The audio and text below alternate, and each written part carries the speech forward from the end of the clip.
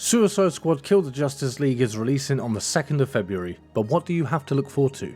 I participated in the closed beta and I'm going to tell you about my experience and what you can expect from the game and my favourite character to play as. There are no spoilers in this video, so don't worry about that, and the footage that you're seeing is actually the trailer as I can't share actual footage from the beta.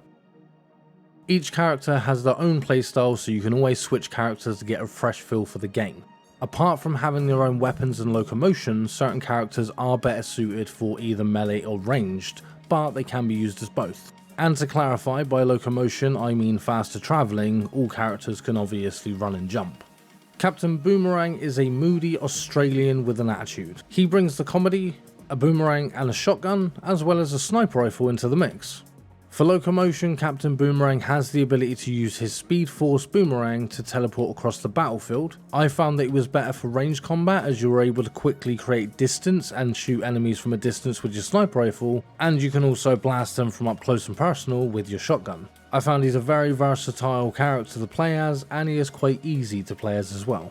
Harley Quinn is the crazy baseball bat wielding pistol toting psychopath of the group. She worked best as a melee character for me, with her baseball bat being my go-to when playing as her. She does have two pistols and she can be okay with those, especially with a revolver which has more power to it, but as they are limited in ammunition and slow firing, I found that I rarely use them. Harley's locomotion is a swinging style using a bat drone and a grapnel. I found it quite difficult to plan out movement as it was limited in the way that it worked, but that's just me. The swinging style meant that if you didn't jump off on time, you ended up swinging backwards on yourself, and it kind of made it difficult unless you could move smoothly around, but it's just not my type of gameplay, to be honest. I found that because of the locomotion, there was a little bit of a difficulty curve in learning how to play as her, but otherwise she was a good character. King Shark is the educated beast of the group, utilising his brute strength in melee combat and a huge ass minigun for ranged. King Shark is the jack of all trades in combat and can be used well in either melee or ranged combat. But his minigun does allow you to mow down multiple enemies in a row and even juggle them easily. King Shark's locomotion is a leap, allowing him to steam forward quickly and jump to his destination with quite a powerful and very high jump. He also has the ability to jump vertically and get up to the top of tall structures fast. I found that I mixed up combat with King Shark, but I kept defaulting to melee quite often. It was quite easy to learn and quite easy to play as.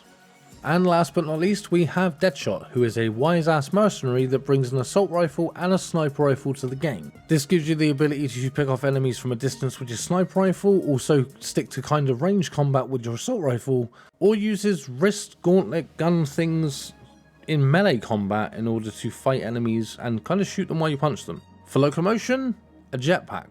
Deadshot quickly became my favourite preferred character, and he was able to fly, which made it a bonus. You are also able to fly up, hover and shoot from above, which means you can easily create space and snipe enemies from a distance, or you can go all out in melee combat with the enemies. Deadshot is another character that is good all round, but ranged became my preferred combat style, though I was able to mix it up a bit more and go in for melee more often than not.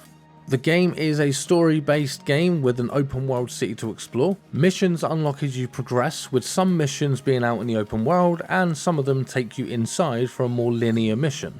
The story I found is engaging and fun, and the balance between missions is wide enough that it doesn't start to feel repetitive. If it does, switch characters to mix it up. You can change weapons, and there are different outfits and equipment for each character, as well as having a skill tree to develop your character as you level up. There is obviously also solo and multiplayer available, so you can choose to play alone, and if you play alone, the other 3 characters are bot controlled in solo play, so you can still play it normally. My experience of the game was actually mainly positive, with my only real issue being the strange control scheme for the controller. Though it's recommended to use a controller, the buttons that they had mapped out seemed a bit strange, and hopefully they fix that before the full release comes out, because otherwise you may take a little bit of time to get used to it. Otherwise, I enjoyed the game and I will be playing it when it releases on the 2nd of February. I'm going to have to give it a 7 out of 10 from the beta, from what I actually experienced so far. It is fun, it is solo or multiplayer, and if you like action games or even DC, then you just might find that this is your next favourite game. But if it isn't your type of game, then check out the top selling games of 2023 on the left, or my little universe on the right. I've been GreenLycan, thank you for watching my video, and I will see you in the next one.